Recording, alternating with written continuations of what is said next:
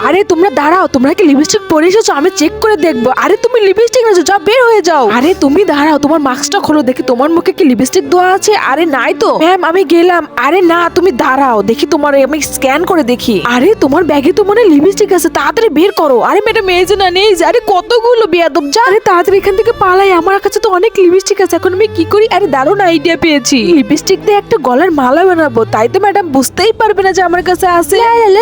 এখন যাই ম্যাডাম, দাঁড়াও আগে তোমার স্ক্যান করে দেখিনি তোমার কিছু আছে নাকি। আরে কিছুই তো নাই। আরে যাও যাও যাও। আরে না দাঁড়াও তো একটু, দেখি চেক করে তোমার গলায় কি। বন্ধুরা, অন্যদের মতো আমি কসম দেব না। এই আল্লাহ লেখাটা যদি ভালো লেগে থাকে তাহলে ভিডিওটিকে লাইক এবং চ্যানেলটি সাবস্ক্রাইব করে দিও এবং কমেন্টে লিখে যাও আই লাভ ইউ আল্লাহ।